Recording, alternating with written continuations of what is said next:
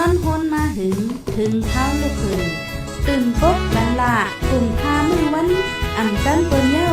เสียงเก้าย้ำลึกปางตึกแต่คนคิดกนนอนหนกตกตื่นด้วยหงอกจุ้มข่าวผู้ใดหอกใจปกมากค่ะอ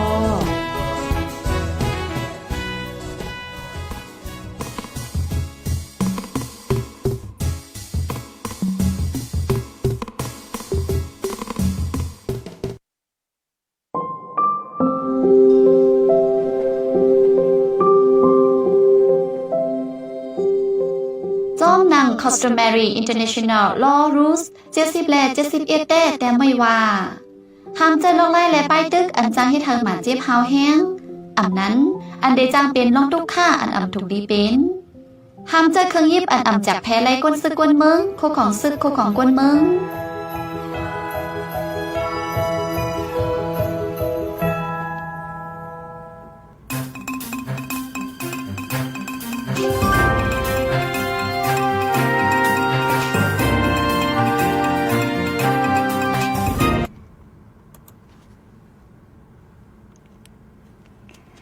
เมื่อซุงค่ะต้องเมื่อซุงถึงพี่น้องเฮาค่ะตั้งซิงกูเกิลค่ะเมื่อซุงปีเมื่อ2/26ไหนค่ะเนาะวันกำมันดังสุดตีเฮาค่ะมาพบทบกันตั้งห้องปล่อยเสียงผู้ใดฮอกแชนนิวส์พบทบจอมค่ะเฮายิงเงินหอมไหนค่ะดีเนอร์รายการตั้งหูนำและตั้งหันกว้างเฮาค่ะเข้าย่ำกลางเนอตั้งเมืองจึงไทย10 โมงเต็มไหนค่ะมื้อในก็แม่นเนอวันเมื่อค่ะเนาะวันที่2เดือนธันวาคมปี2/26ไหนค่ะแมนเนอร์วันศุกร์ค่ะพบทบกันจอมเฮาค่ะตีนรายการเฮาค่ะในไหนค่ะเข้าปีใหม่ในออนกันกว่าหรือเจอแอลแหล่ตีไหลพองค่ะเนาะจองเป็นเมื่อเจอคืนหือเจอปอเจอแม่นะคะนอมนั้นออกแอลแหล่ตั้งไหลพองนะคะเนาะมีลองไม้ต้องจึงหึงพองนะคะพี่น้องเฮาค่ะก็อยู่ยามว่ากูก็เตมีข้าวยามอันลีมีตีไม้ต้องลีกว่าอยู่นะคะเนาะส่งสั่งปี2/25และยังเข้ามา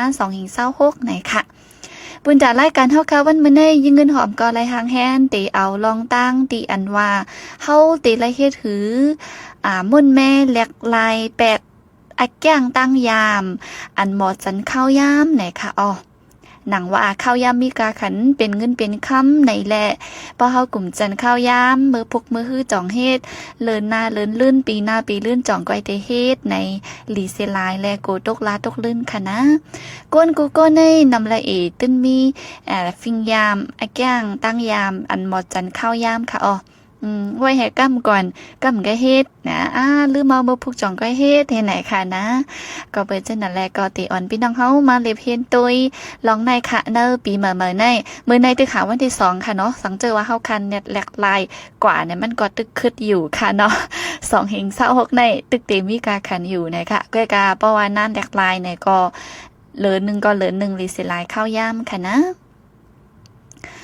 ก้นเฮากูก็นำไรเหมือนเจ้าหนังว่าค่ะป้อมีลองอันดูไรเฮ็ดในเต็มไข่เฮ็ดกำเหลวค่ะเนาะมือพุกมือฮื้อจ่องไก่เฮ็ดป้อเฮ็ดยาวในหนองไก่เฮ็ดอันนั่นเฮ็ดจังไหนค่ะเนาะบางพวกได้ย้อนนำตั้นให้อิดแลสุดไข่ในได้ก็ป่องใจอยู่ค่ะเนาะก้อยกาบางปอกซ้ำใจจังนั้นมันเป็นย้อนเฮาคานเฮ็ดและเฮาค่ะจันข้าวยามนั่นขนาดเนาะเต้นให้อีในเด้มใจเต้นอยู่ก็ว่าคั่นไปป้าเจอก็คำขึ้นคำว่านเฮ็ดไหนเฮเพราะว่าปียาวเข้าหึงมามันก็เป็นมาฟิงยามอันนึงพอมันยืนเป็นฟิงยามตั้งยามอักแก้งกว่าเนี่ยมันก็จังมีปัญหาค่ะปนนั้นกอบสังแลก้นเฮาซ้ำจันข้าวยามล่ะดิมันเฮ็ดมื้อนี้ก็มื้อพุกมั่งก็เฮ็ดมื้อพุกก็ไรเฮ็ดก็แห่งกวนค่ะเนาะใจว่ามื้อนั้นไปเฮ็ดปนนั้นมือพุกไรเฮ็ดเอาในห้าสำใจค่ะเนาะพอหอมเฮ็ดมื้อไหนก็เดี๋ยวไรเฮ็ดมือพุกก็อย่างก่อนปนนั้นการงานบางอันในตาเฮ็ดให้มันแม่นจอมข้าวยามนั่นขนาดเนาะพอเอาจอมป้ายใส่นั้นก็ ผู้ลงแหลนเขาค่ะเนาะเป็นได้ก็รัดว่าติเต้มันได้การจันข้าวยามในมันเป็นว่าเฮากุ้มทิ้งตัวเฮาไล่เฮากุมทิ้งตัวเฮาค่ะเนาะแฮงกุมทิ้งตัวเฮาค่ะเฮากุมทิ้งตัวเฮาค่ะไล่น่ะค่ะจิเจมันพอเฮาจันข้าวยามได้มันได้เป็นหือมาเฮาก็ฮู้อยู่ค่ะเนาะเหมือนดังการอันนึงโหเฮ็ดให้มันยาวมื้อแน่ก็ไปแค่เฮ็ด เมื่อผูกจ่องก็เฮ็ดนะเพราะเฮาเฮ็ดจังนั้นได้เป็นหือมาในเฮาฮู้อยู่คันเนาะอันได้เป็นมาจอมฝ่ายหลังมันก็กาฮู้อยู่เซตาก็ยังตึกจันข้าวยามอยู่นั่นค่ะก็ปองว่าได้เฮากุมทิ้งตู่ใจเฮาค่ะบ่ไล่แห้งอีนั่นขนาดไหนมังปอกย้อนข้านนะคะมังปอกได้เป็นย้อนมีปัญหาเป็นฟังห่างปัญหาป้ายใจก็จังเป็นไรมันก็เกี่ยวข้องจ้อมหลายอันหลายเมี่ยวอยู่นะคะเนาะก้นเจอจันข้าวยำกูก็ในมันก็ได้มีปัญหาทั้งไปทั้งมันค่ะเนาะย้อนทางไรเฮาค่ะจันข้าวยำนะคะมันก็ดิ่มจันค่ะนะโหลเฮียงก็เฮ็ดให้เย้าจ้อมเฮ็ดจังไหนค่ะเนาะมันก็หำใจไปมื้อนั้นไปมื้อในไปอันนั้นไปอันนั่นไปตั้นให้ไหนค่ะนะลองจันเข้าย่ำแลปัญหาลองอยู่ดีป้ายใจในมันเกี่ยวข้องกันจึงหือเนี่ยค่ะเมื่อไกลก็ลัดกว่าค่ะเนาะมังก็ในอันดีจันเข้าย่ำในมันได้เป็นเกี่ยวลุยป้ายใจอีดเนี่ยค่ะเนาะเกี่ยวจึงหือหลาไหนมังก็ในเพราะว่าเขาได้เฮ็ดเสลองอำว่านาการต่างงาน5เฮ็ดอีสังก็เยี่ยวเขาได้ใครให้มันออกมาดีที่สุดหัวปากเต็มนั่นเนาะค่ะตื้นใครขำมีลองยุบลมยอมแห่อิดตื้นใครให้มันออกมาแคมลีโหปากเต็มย้อนนั้นแหละเขาตีมีลองไม่ใจค่ะเพราะเฮ็ดเดียวโกมันแคมเหมือนหนังเจ้าโกมันออกมาแคมโหปากเต็มจ้อมหนังอันมุงมองไว้ก็เปิ้นนั้นแหละมื้อนั้นไปเฮ็ดไว้เฮ็ดมื้อนั้นกันไว้เฮ็ดมื้อไหนก่อนนะฮะจันข้าวยามลงกว่าในก็เป็นอันนึงค่ะยาวก็หมังก็สำเร็จเป็นก้นวนหันในฝันเวียนั้นค่ะเนาะนอนฝันกลางวันนั่นเวินวางค่ะเนาะเจ้านั่นค่ะป้อมป้าใจก็เฮ็ดป้าใจมาจ่องก็เฮ็ดมันได้เป็นเวียนั้นค่ะเนาะเฮ็ดจอมลมมันนั่นค่ะเนาะบ่ไก่ก็ลูกเฮ็ดแหบ่ไก่ก็เฮ็ดแหเฮ็ดไหนค่ะนะมันก็ซ้ำได้เป็นก้นหมอเฮ็ดเหตุการณ์ประวัติจำข้าวยามตะไลค่ะเนาะเพราะว่าหลูไรเยามือพุกหลูไรเยาวันที่3วันที่2หนูได้เย่าในกลางคำจ่องแน่เฮ็ดนั่นค่ะเนาะบ่เปิ้นว่าการหน้าการในเฮ็ดให้มันเย่าเมื่อพุกคลายเอาในคำนั่นก็เฮ็ดดังคำฉะนั้นก็ติมีค่ะเนาะกูนอันดีว่าไล่เจอพอมันมีแห้งอีสิอันมาอีหลูฮีบหลูแน่เราเฮ็ดเตแลมเฮ็ดไรเอาเนี่ยพอมีแห้งอีจังนั้นมากกว่าจ่องก็ลูกเหตุการณ์กูนจังนั้นก็สมีเนี่ยค่ะนะเชียงอันนึงซ้ำเป็นก้นอันการนำค่ะการน้ำเหี่ยวก็จันข้าวยามนั่นค่ะก้นอันเฮ็ดการเต้ว่าการน้ำฮัมบอ1วันในเฮ็ดการเป็นหลายมิลเฮ็ดไหนค่ะเนาะอันนั่นก็โหลเฮ็ดอันไหนก็โหลเฮ็ดไหนป้อนนั้นจึงการบางอันบางรองมันก็ตีหลุดห้ามบางอันก็โหลและยาวเมื่อไหนมียาวและจันกว่าเมื่อพุ่งเมื่อฮื้อเฮ็ดจังไหนก็นี่ไหนค่ะพี่น้องเฮาค่ะในก็เป็นลองอันดีว่าลองจันข้าวยามและปัญหาเกี่ยวลุยป้ายเจอไหนนั่นค่ะมันก็เกี่ยวข้องกันค่ะเกี่ยวข้องไปเจอจึงหือหลาในเดมีเชียงค่ะเมื่อจึงหนังเพราะว่าเฮามีลองไม่เจอนำมาเฮาก็ติ่มปักเจอไรเนื้อนาการต่างงานอันเฮาเฮ็ดไว้กอบในแลเดหมอจันข้าวยำกว่า8ค่ะเนาะว่าจ่องก็เฮ็ดจังไหนสิจันข้าวยำกว่านั้นขนาดเนาะเปิ้นเยาก็กุนดีอันมีใกล้ถัดใจตุกก้นถัดใจตุกจังไหนค่ะเนาะก็เหมือนกันก้อยค่ะเพราะว่าถัดใจตุกไหนก็แน่นอนมันตื้นหนำใครเฮ็ดอีสังค่ะนะการอะไรก็ใครเฮ็ดมีใจใครเฮ็ดใครสร้างเฮ็ดไหนให้จันข้าวยำกว่านะคะปะเยาก็ก้นนั่นดีว่าแต่ว่าหือแห้ง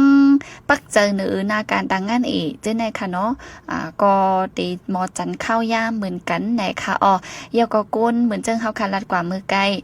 พอเฮ็ดสีลองมุงมองค่ะมันเข้มหูปากเต็มโกมันนำเข้มแหลมไปไข่เฮ็ดนะแฮ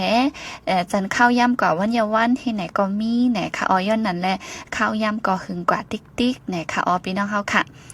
บางปอกบางละมันก็เกี่ยวข้องจอมป้ายใจหนังเก่าค่ะมันเกี่ยวข้องจอมดีว่าเฮานี่ข้ออ้างหลายอันหลายมิ้วเหี่ยวก็จันข้าวยามนั่นขนาดเนาะเหมือนซึ่งมันก็ทำดีว่าฮู้ว่าติไรเฮ็ดหือฮู้ว่าติไรแต่เฮ็ดติไรกว่ามื้อนั้นไปป้าเจิมแค่เฮ็ดเพราะว่ามันจำข้าวยามมันมาเอาจ่องก็เน็ตลูกเฮ็ดก่อนแล้ว เดี๋ยวเป็นจังไหนค่ะเนาะมันก็ได้ว่ามื้อนั้นบ่อยู่ลีติๆมันอยู่ลีอยู่ค่ะเนาะถึงที่จังนั้นดีว่านอนนอนทำบ่มลูกแหลมจำอยู่นั่นค่ะเนาะมันตีนี่เขาอ้างมันโหคืนโหไข่อยู่ลีแหลมเฮ็ด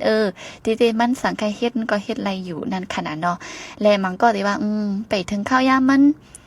มื้อนั้นไปถึงไว้เที่ยงให้ก่อนแล้ววงเตมาเลินเตมาเฮ็ดจังไหนจันข้าวยามค่ะบางก็ได้ว่าโอ้ใจเต้เฮาลืมนั่นนะลืมเฮ็ดไหนติๆน่าใจลึกๆมันได้ก็มันลืมค่ะนะมันเฮ็ดแกงลืมนั่นขนาดเนาะเตเป็นอยู่นั่นค่ะอันนี้ก็เกี่ยวข้องจอมปัญหาไปจากกำซื้อสีตามันก็เกี่ยวข้องจอมฟิงยามตั้งยามเฮาคออ่างหลายก็หลายมิ้วหลายอันนั่นค่ะนะเนาะติเปลี่ยนใจนั่นสิจันเข้ายามกว่าเนี่ยค่ะพี่น้องเฮาค่ะเหมือนว่าค่ะมังป้องในการนึงอันในเฮาเฮ็ดให้มันเหี่ยวอะไรอยู่ก้อยกาเฮาสุกซักก็เฮ็ดให้มันสุกค่ะเนาะสุกก็เฮ็ดให้มันสุกเหมือนจังหนังตัวอย่างมันค่ะเนาะลูกเห็นก้อนนึงทำบ่มันนังดีเพิ่นให้ดูไลอ่านลิกตุ้ยลิกอยู่เหี่ยวปนหลุดเลยอ่านลิกด้วยลิกอยู่ยาวก็ห้ามดึกลูกแหกากว่าเพียวซิมห้องเนื้อคันลูกกว่าสักโคร้อยโคเฮ็ดจังไหนค่ะเนาะเหมือนจังสุกก็เฮ็ดเธอมันสุกเฮ็ดไหนค่ะเนาะย้อนปือไข่จันข้าวยามไข่เฮ็ดไหนค่ะลื่นสุดก็สุดที่ข้านนั่นเอาค่ะข้านแลไข่เฮ็ดไหนค่ะเนาะบ่เปิ้นว่าตีจันข้าวยามเฮ็ดสังหลานไปไข่เฮ็ดต่อเร็วดึกข้าหนุ่มไปป้าเจอแต่เป็นมิ้วนั่นค่ะนะเฮ็ดจังนั้นสิก็จันข้าวยามสิ่งกว่าแปดหลายๆแหน่ค่ะพี่น้องเฮาค่ะลองจันข้าวยามในมันตุ้มเตอไปอยู่ลีอยู่5จ่องมีปัญหาเกี่ยวข้องจอมไปอยู่ลีหือไหนอันในเหมือนว่าก้นเฮาค่ะกูก็นำแลมันก็ตึ้นมีลองจันข้าวยามอยู่ห้างไผห้างมันค่ะมันก็ได้น้ำมันก็ได้อีค่ะตัวอย่างมันเหมือนจังมันก็พ่อแม่ใจเหตุการณ์ที่เฮิรนไม่เฮ็ดจันข้าวยามนั้นก็ก้นเหตุการณ์ที่ลุ่มกันเย้าจันข้าวยามกว่านั้นลูกเฮนคืนห้องเฮนโหลดด้วยลิกโหลอันลิกไล่ตุ้ยจันข้าวยามกว่าให้ไหนค่ะมังปอกมังเลมันก็จังหมอเป็นอยู่ก้วยกาเฮาจันข้าวยามได้เสตาป้อนาการต่างงานเฮานั่นเย้าจอมมันคือจันข้าวยามไหนเป็นสังมีปัญหาสังวันในเซตาเพราะว่ามันกว่าข้าวไก่ข้าวหึงเมื่อไรก็เฮ็ดในอยู่ติ๊กไหนแต่ก็มันก็จังมีลองตุ้มเตอเนอจัดปานเฮาค่ะเนาะเนอลองอยู่ลองเศร้าเฮาอยู่เศร้ากินสังกว่ากูมือกูวันเฮ็ดไหนค่ะเพราะว่าเฮาตั้นกันนำหนาละมีอยู่เลี้ยงป้อมแห้งลูกในแต่ก็แห้งเฮ็ดมือฮื้อจ่องก้อยเฮ็ดในแต่ก็เป็นมิ้วนึงค่ะเนาะก้อยกะมีร้องมีตั้งสุกก็ให้แกงสุกมีร้องมีตั้งก็จันข้าวยามอยู่ในแต่ก็บ่หึงมามันก็ลีในค่ะพี่น้องเฮาค่ะมันสิเป็นหือหลาในการงานหลุดและเย้ามื้อในเย้าตกลื่นเฮ็ดไหนค่ะเนาะเหมือนการเฮ็ดหลุดและเย้ามื้อในเย้าตกลื่นเฮ็ดไหนจังมีปัญหามากค่ะพี่น้องเฮาค่ะเย้าก็สังเป็นตุ้ยฝ่ายป้ายอยู่ลีนะก็มันจึงมังก็มันอยู่ลีมีตั้งเป็นเซมิมิลหลุดไหลกินยาหลุดไหลกว่ากดทัดป้ายอยู่ลีหลุดไหลออกเอ็นออกแห้งก้อยการซ้ำเฮ็ดจอมกลุ่มเปิ้มือเปิ้ย่ามจันข้าวยามอยู่เฮ็ดไหนติ๊กก่อมลีมันจังตุ้มเตอนั่นขนาดเนาะเพราะว่าเฮาค่ะจันข้าวยามค่ะเนาะก็เตอมีลองไม่ใจนำมาค่ะย้อนสังลาในป้อจันข้าวย่ำกว่ามือข้าวย่ำตึกกึดไก่ได้เฮาไปเฮ็ดการป้อมันจำจ่องไก่มาฮิตมันเนี่ยไทยเฮ็ดไหนมันเฮาคาอะไรขัดเจอเสยแห้งเฮ็ดนำแหละลองไม่เจอเจ้าในก็ตินำมาค่ะลองนักเจอเจ้าในนำมาเจอล้ำเจอปิดเจอปอดตานอนลู่เจ้าในค่ะย่อก็ข้าวกินข้าวนอนมานแม่นเจ้าในจังเป็นเจ้าไหนมาค่ะในก็เป็นปัญหาอันเป็นมาจอมฟิงยามอันหมดจันข้าวย่ำในค่ะเนาะปตุ้ยได้หนังหั่งจะหังค่ะเนาะก้อยกาบ่มาเล็บเฮียนตุ้ยเนี่ยอันเกี่ยวข้องจอมมันก็มีนำค่ะเหมือนนึงหนังว่าค่ะการงานเฮาหลุดไหลเย่ามื้อในสังเฮ็ดก็มันก็เย่าอยู่ก้อยกามันไปจำแหลมไปแค่เฮ็ดปุ๊บจำมาหลุนเนี่ยเฮ็ดแล้วนั่นขนาดนอเหมือนมือเข้าค่ะอยู่ห้องเฮ็นป้อมไปจำปังตอบลีกอลิกน้ำตุ้ยปุ๊บจำหลุนและตอบมือพวกมือฮื้อในคำนั่นนอนแต่ว่าถึง1 มอง 2 มองดัดมาพื้นป้าแผ่ก็ตุ้ยทางคำนั่นขนาดนอมันเฮ็ดให้ตุ้มเตอไปอยู่ลีตัวไปอยู่ลีเจอตานอนก็ลูกเจอไหนค่ะยาก็ไปหึงมามันก็ติดจับตั้งยามกว่ามันก็ลีไหนค่ะป้อนนั้นซ้ำตีและเฮ็ดหือเรียกไล่ล่ะหนังหือเตรียมจันข้าวยามค่ะเนาะ ฟิงยามตั้งยามอาแก้งอันว่าในมันแหลกลายเลยกุ้ยกาติเลยเจอข้าวยามค่ะนะใจว่าแหลกลายมือในมือผู้ก็แหลกลายกว่าเนี่ยมันเป็นไรค่ะเนาะเหมือนจึงดังตั้งยามไผ่ตั้งยามมันก็มีมาจนมันก็เล็กค่ะเนาะเฮาคาติมาเจอข้าวยามวัน2วันสีแหลกลายมันก่อมเปลี่ยนลายก็นั่นแหละหรือไรแหลกลายกว่ากำอิด1วัน1อิด1เหลือ1อิด1ปี1อิดให้ไหนเพราะว่าข้าวหึงมามันก็ติยินกว่าเป็นอันฝ่ายอันลีเฮ็ดจังไหนค่ะพี่น้องค่ะแหลกลายกว่ากำละร้อยไหนค่ะจิเลยเฮ็ดหือหลาในที่นึงแต่ก็การงานอันเฮาหลูเฮ็ดนั่นเฮาก็แจกแพ้ไว้ค่ะเนาะแจกแพ้ไว้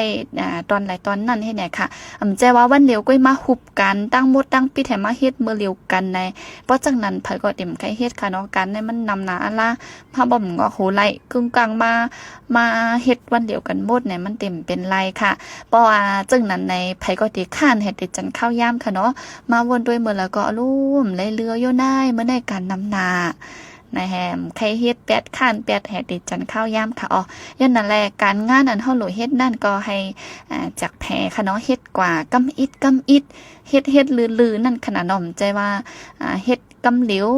นั่งตีเผินด้วยความเฮ็ดกำเหลวให้มันเหี่ยวก็เป็นไรค่ะเนาะหรือไรเฮ็ดลือแจกแพ้เฮ็ดสร้างกว่ากำอิดในถึงเฮาก็ตีตื้อไก่มาได้เต็มจันข้าวยามไหนค่ะจังอันนึงซ้ำตอนสู้ตัวเจ้าเก่าไหนค่ะอันได้ก้นกูก็ติดไรใจค่ะเหมือนเดินหนังข้าวปีเหมือนลงฟ้ามือปุ่นมาจังไหนค่ะนะตอนซื้อตัวเจ้าเก่าเหตุการณ์เฮอมาตั้งปียาวไหนค่ะในแกย้ำยินค่ะเนาะซื้อโคของอันดีเจ้าเก่าคันไลอันมีกาขัน1 ปี 1 ปอกให้ไหนค่ะพี่น้องเฮารู้ปีใน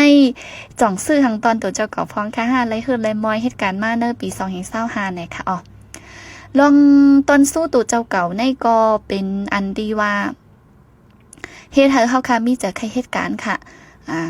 เพราะว่าการอันไหนเหี่ยวๆติเฮ็ดอันไหนค่ะนะมันติตื้อมีแห้งนั่นขนาดเนาะบ่เฮาเหี่ยวการอันไหนเหี่ยวเฮาติแรงเงินมาเฮาติเปลี่ยนหือมาเฮาได้ขึ้นใหญ่ตื้อต้นมาในเพราะว่ามันมีอันแข็งตามันมีลองปันสู้ปันหังไหนก็ใจใกล้ในติออกมาอินค่ะนะก็เวอร์ชันนั่นแหละให้ตอนสู้ปันสู้ตัวเจ้าเก่าเนี่ยค่ะเชียงอันนึงก็หนังฮือเตรียมจันเข้าย่ำก็หึงนั่นเพราะว่าเฮาติเฮ็ดการเฮ็ดงานไหนถึงเฮาพิลส์ซิมแปดเอา8อันเตมาเป็นอันคิดอันควางในค่ะเหมือนจังหนังโฟนเฮาทีวีเจอไหนค่ะเนาะเจอในเพราะมันมีจำตัวในมันได้เฮ็ดให้เฮาเป็นการค่ะเหมือนดังคำบ่โหลไล่มาเฮ็ดการอยู่ยอดตึกว่าตัวฟงให้หามันนิดตัว Facebook ให้หามันนิดตัว TikTok ให้หามันนิดปะยาก็จ่องไก่อ่านเล็กแต่เฮ็ดจังนั้นค่ะเนาะพอวักฟงมาเนอมือเอาเนี่ยกล้าหามนี่ด้วยค่ะก็ครึ่งชั่วโมงแหน่1ชั่วโมงก็ไปยาวตัวทางอินให้ไหนค่ะเนาะเอานั้นก็มันก็ได้ว่าไปนอนคำได้ตัวเจิงแห่ต้อยก่อนแห่ตอนก่อนปตอนยาวก็ตัวทางตอนตัวทางตอนนะข้าวย่ำยึดก่อนแต่พอถึงเต็งขึ้นลึกก่อมไปจังนอนได้เป็นจังไหนค่ะกำนันแลเพราะว่าโหลดไรเหตุการณ์เฮ็ดงานมาโฟนว่าทีวีว่าอันได้เป็นอันกิจอันคล้องอันไปโหลดจังนั้นเฮาก็เอาไว้ไกลๆอีกนึงค่ะเนาะ ก้อยการงานก็ได้เหมือนกันค่ะเนาะมันก็เหตุการณ์ไรเจอฟงค่ะย้อนนั่นแหละก็ได้อิงเนื้อการเฮาพองเพราะว่าลำลองโหลดตุ้ยเนี่ยเฮาก็อย่าไปตุ้ยเนี่ยค่ะบ่เอากับไว้ตีไกลๆอันห่มหันตีห่มวักเต้าไรง่ายในเฮาก็ตีถังหางตั้มใจตั้มคอปักใจแหเฮ็ดสร้างการงานเฮาเนี่ยค่ะเชียงอันนึงซ้ำปันข้าวยามสีกำนึงเนี่ยค่ะเหมือนจังหนังเฮาตีแต่เหตุการณ์ตีแต่อ่านลิกตุ้ยลิกไหนมือไปแต่มันหยาบหนาค่ะเนาะแต่ดิจันเอาเจอเฮามาเฮาบ่มาใครอ่านลิกตุ้ยลิกนั่นมันหยาบหนาค่ะไล่เอาแห้งตีวาค่ะเหมือนจังวันเสาร์วันอาทิตย์เฮาลือการก้อยกาวงในฮัมมีเงาไล่คึกคักเสียมลือการในแต่ที่ลูกเจ้าแห่มาเหตุการณ์ในวันเสาร์วันอาทิตย์นั้นไล่ใส่เอ็นใส่แห้งเต้ๆวานะคะก้อยกาบ่ใส่เอ็นใส่แห้งแฮลูกเจ้ากว่าเย้าในมันก็เป็นการกว่าตั้งวันอยู่ค่ะเนาะอันหยาบได้ก็มือแต่มันค่ะตีเฮ็ดนั้นมันหยาบหนาๆค่ะเนาะเพราะว่าอะไรแต่กว่าได้มันก็ติง่ายนะคะย้อนนั้นแลเฮาก็แต่กว่ากำละร้อยนะคะพี่น้องเฮาค่ะแต่เฮ็ดสร้างกว่าในถึงเพราะอะไรแต่ว่าหือ สันเอาใส่เข้ามาในการเย้าเนี่ยมันก็ตีเฮ็ดสร้างนาการกว่าไรฮังกุยมันค่ะเนาะเหมือนว่าเย้าค่ะบ่เหมือนหนังโหลไรอ่านลิกตุ้ยลิกในเฮาค่ะก็มัดตำผืนอันตั้งแหน่มัดตำคออันตั้งแหน่เอาปรับมาอันตั้งแหน่เฮ็ดไหนเฮ็ดกำอีกำอีแถมันก็ติเป็นกว่าขนาดเนาะก้อยการโหลไรลูกแต่เฮ็ดกำเหลวไหนค่ะใจว่าโหลอ่านลิกโหลตุ้ยลิกนะฮะฟงทำจับมืมยิบพาเนี่ยได้ก็ไปเป็นการค่ะเนาะย้อนนั้นและเฮ็ดสร้างกว่ากำอีไหนค่ะอ๋อเทียงคอกำดึงสุดอันเดเรียกลายปันอย่าให้เข้าจันข้าวยำแต่ก็เฮาให้จ้าค่ะเนาะจ้าในเตว่าแมนในก็จ่องได้แมนค่ะในความใต้ค่ะเหมือนเจ้าหนังว่าลองในพี่น้องเขาคังยินได้ก็เตลีไข่โคอยู่ค่ะน้อยแห่งแล้วหลู่แล้วจ้าล่ะห้ามแห่งแล้วหลู่อะไรให้เปิ้นทางใหญ่เฮาล่ะห้ามเจ้าไหนค่ะเนาะแห่งแล้วหลู่แล้วสำและแมนในเปิ้นล่ะติมันลองจังแหนมดีรู้เนี่ยมันก็เต็มมีอยู่ค่ะจังคือล่ะในเฮาหลู่เลยลัดนี้เปิ้นมันจังว่าเปิดด้วยแลมื้อในเฮาได้อ่านลิกอันในให้ไล่ปอปี2026ในเสียงเฮาได้อ่านเรียนลิกอังกฤษให้หมดลัดอย่างจังไหนค่ะเนาะลัดนี้เปิ้นไว้ค่ะป้อเฮาลาดยาวเฮาก็การไล่เฮ็ดจ้อมนั่นขนาดเนาะป้อลาดยาวแหมเฮ็ดจ้อมไหนทำเป็นไล่ตั้งไอที่ปืนสองใจก็คือป้อปี2026เซงเอาก็มันเกิดก็ไปมอในป้อเปิ้นมาถามเฮาไหนเฮาก็ติลีอายนั่นขนาดเนาะกวนเฮาขายในมันตึนมีไว้มาหน้าใครให้ไผถังเลขค่ะเนาะย้อนนั้นแหละให้ลาดนี่เปิ้นไว้จังนั้นป้อนนั้นก่อนจ่องก้อยเป็นแห้งอีอันนึงเสียเฮ็ดให้เฮาค่ะใครเฮ็ดใครหมอซึ่งไหนค่ะพี่น้องเฮาค่ะก็เปิ้นซึ่งนั่นแหละอันนี้ก็เป็นข้าวยำอันนึงไหนค่ะเนาะเป็นลอกไล่อันนึงค่ะเนาะติจอยอย่าให้เฮาค่ะจันข้าวยำไหนค่ะพี่น้องเฮาค่ะ การจันข้าวยำในมันก็มีอยู่ห้างไปห้างมันค่ะเนาะลองเป็นข้ออ้างเอาค่ะเหมือนนางว่ามังก็เพราะว่ามียำลูกเจ้านอนลึกในกลางในมากกว่าใครลูกนอนเทียงห้ามนิดเพราะว่าฝนเฮาอันลำเฮายามมองเฮาห่วงมาหลุดไหลลัวเนี่ยไปแค่ลูกย้อนสอบแถแทงห้ามนิดซิมันนิดในให้นานให้ก็จันข้าวยำกว่านั่นขนาดเนาะเพราะยาลูกละทำไรบ้านแนบสีกว่าการเลยค่ะมังก็เดี๋ยวว่าขึ้นในแต่จึงตึกแคมอยู่ตุ้ยแทงตอนยาวกว่ายาวก็10ด้วยทางตอนเห็นไหนเอาเมืองเลี้ยงแปกไหนก็มีไหนค่ะย้อนนั่นแหละลองจันข้าวยำได้มันก็มีหลายเมี่ยวอยู่กองและกองก็เต็มเหมือนกันขออ้างอันเดียวค่ะปันนั่นก็เต็มเหมือนกันและมีกูก็ค่ะเนาะนำละมันก็มีนำมันก็มีนะคะก้อยกาเหมือนว่าค่ะ1 ปอก 1แล้วแต่มันก็มีปัญหาสังหนังเก่าเพราะว่าเข้าจันข้าวย่ำอยู่ใกล้การเท่าก็ห้ามเย้าอยู่ในก็แค้นอยู่1 ปอก 1แล้วก็พอหึงติ๊กแต่ก็มันก็อ่ำลีมันเป็นฟิงยามอันอ่ำลีอันเดมาตุ้มเตอร์ตีเนอร์จัดปานเฮาคาและตุ้มเตอร์ลองขึ้นเหยอะเหมือสูงเฮาตุ้มเตอร์ไปอยู่ลีเฮาตุ้มเตอร์ลองขึ้นเหยอะเหมือสูงย้อนนั่นแหละหลุดไหลอ่อนกันแลกลายนะคะการจันข้าวย่ำในอ่ำลีนะคะเนาะปีเหมือนังฮือโตเหมือเจอเหมือดีขึ้นอย่าตื้อต้อนนั่นอันนี้ก็ป้าลอง1ลำลอง1อย่าไปจันข้าวย่ำค่ะเพราะจันข้าวย่ำก็มันติเซ็งกว่าจึงหนัง2 เฮง 20 หากุ้ยในขนมติ่มตั้นหูสังค่ะตูก็มีลองแหลกลายหางมาลองเงินลองต้องลองเป่งยาป้ายหูป้ายหมอขึ้นอย่าสังมาข้าวย่ำแต่เซ็งกว่าเย้าเดี๋ยวเป็นย้อนนั่นค่ะหนังเฮเตียมเป็นเฮาก็มาแหลกลายฟิงยามเฮาหลูแห้งก็เฮ็ดนั่นขนาดอย่าไปจันข้าวย่ำเพราะจันก็มังมิวมื้อนั้นเฮ็ดไหนมื้อพุกมากก็ทำเด็ดละเฮ็ดอยู่ป้นนั้นตาเฮ็ดให้เย้ามื้อไหนแห่มื้อพุกหรือเจอเซมนี่ห่าเนี่ยก็มีหลายวนอยู่นั่นขนาดไหนเปิดเตมาฮอบเซต้วยค่ะเนาะอันที่ลองแลกลายอันใดเฮ็ดให้เฮาอย่าไปเป็นก้นจันข้าวยามในเฮ็ด เหมือนหนังว่าเพียวซิม8 ปาก 8เครื่องคู่อันเดมาสุกซากเข้าอันเดเฮ็ดเฮาจันข้าวย่ำปะยาก็ปันข้าวย่ำ1อีดเฮ็ดคัดเจอ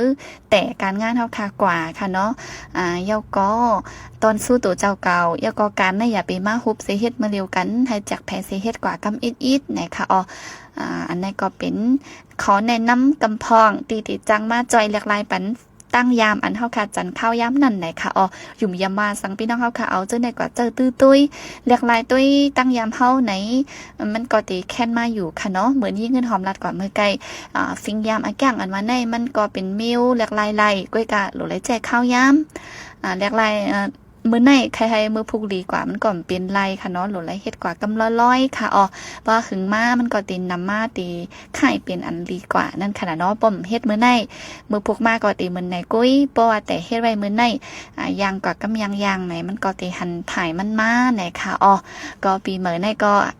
ฟิงยามลีไปวนลีลองเฮ็ดลองสร้างอันลีนั่นเปียดกว่าจ้อมปีเก่า4ปีมื้อไหนเฮาค่ะก็คัดเจอเฮ็ดตุ้ยลองมื้ออันดีจุงจันเฮาขึ้นอย่ามื้อสูงไหนค่ะบ่มเฮ็ดไหนก็ลาดละลายก้อยก็ติ่มขึ้นอย่ามื้อสูงไล่ค่ะเนาะบ่ลาดให้เป็นได้ไผก็ติ่มเฮ็ดนั่นขนาดเนาะก็เปิ้นจังนั้นแลลองขึ้นอย่ามื้อสูงตัวเจ้าเก่าในก็อยู่ดีตัวเจ้าเก่าคัดใจเฮ็ดสร้างกุ้ยเผยก็มาเฮ็ดปันไล่บ่เฮาเฮ็ดไล่ไหนก็ไผก็มาหิมกว่าไล่นะคะเนาะเป็นอันดีเด็กกึกตัวเฮาไว้อันดีติเป็นพรดีตาตัวเฮาค่ะจึงไหนค่ะพี่น้องเฮาค่ะก็มาฝากตอนถึงในตอนรายการเฮาค่ะวันมื้อนี้ค่ะเนาะมีหนังไหนค่ะยินจมกับใจอย่านำถึงพี่น้องเฮาค่ะดีไว้เข้ายามมีกากันเสมาหับยินถ่อมจอมกันที่ห้องปล่อยเสียงเฮาค่ะวันมื้อนี้ค่ะปีใหม่ก็มื้อหนังว่าค่ะเนาะคัดเจอใครหาจู้ลองมื้อเฮามีลองขึ้นอย่าตื้อต้อนตัวเจอซองปึ้งเฮากัดยินรอดห้ามเข็นนาการว่าการป้ายมักมีการป้ายปิงหยากูอันกูมีวป้ายอยู่ลีตัวเจอเฮาแคมแรปเตอร์ต้อนซื้อไปทั้งมันเสกัมไหนค่ะจ่องแกขึ้นมาทุบกันแทงตีเนอร์วงนาค่ะนะยินจมค่ะเหมือทรงค่ะ